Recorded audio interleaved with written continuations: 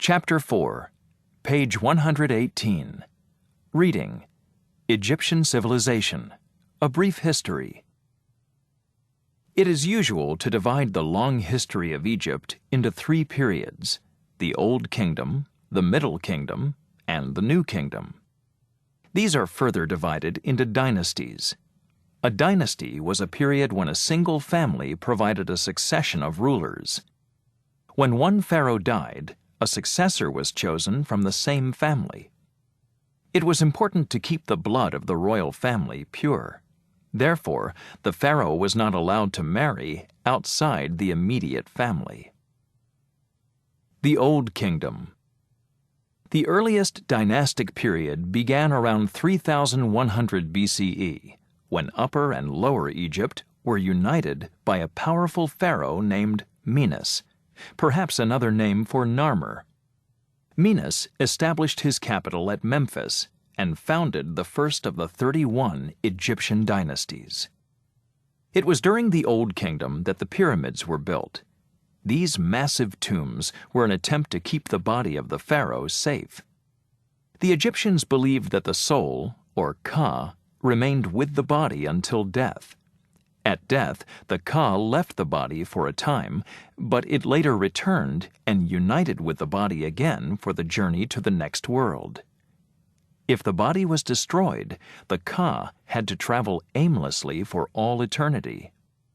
For this reason, the Egyptians went to great lengths to protect the body, especially the body of the pharaoh, for he was both a king and, in the eyes of the people, a god. Often, however, thieves broke into the pyramids. They stole the gold and other treasures and destroyed the pharaoh's body. Consequently, sculptors began to create statues of the pharaoh, such as the portrait of Khafre on his throne. They put these statues inside the tomb so that the Ka could enter this stone statue for the journey to the next world. The Middle Kingdom. The Middle Kingdom was a time of law and order in Egypt until foreign armies attacked Egypt for the first time around 1800 BCE. The Hyksos from Western Asia had horses and chariots. They easily won battles because the Egyptians were fighting on foot. The Hyksos remained in Egypt for 200 years. When the Egyptians finally learned how to use horses and chariots, they forced the Hyksos to leave their country.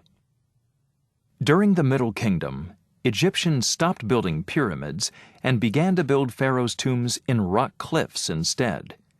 Many of the statues were destroyed by the Hyksos.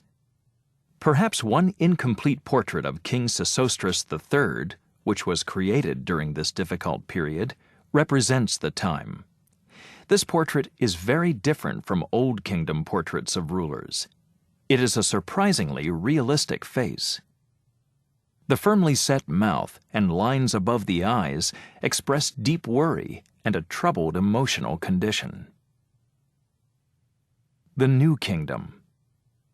The third period of Egyptian history, the New Kingdom, began in 1570 BCE. With a knowledge of horses and chariots, Egypt became a military power and ruled over neighboring nations. Thebes, the royal capital, became the most magnificent city in the world. It was a golden age of Egypt. In 1372 BCE, one pharaoh broke with Egyptian tradition for a short time. When Amenhotep IV came to power, he moved the capital, changed his name to Akhenaten, and established a monotheistic religion with Aton, symbolized as the sun, as the one god. This was an attempt to break the enormous power of the priests of other gods. However, after Akhenaten's death, this new religion did not remain. The capital was returned to Thebes, and the old polytheistic faith, having many gods, was restored. But Egypt's time of power and glory was ending. When Alexander the Great of Macedonia brought his army to Egypt in 332 BCE, the era of the New Kingdom came to a close. Akhenaten influenced not only the religion, but also the art of his time. The strict rules for artists became relaxed, and art became less stiff, more realistic. From this period, we have the wonderful lifelike portrait of Nefertiti, Akhenaten's wife, and a charming wall painting of his daughters shows them with natural, playful gestures.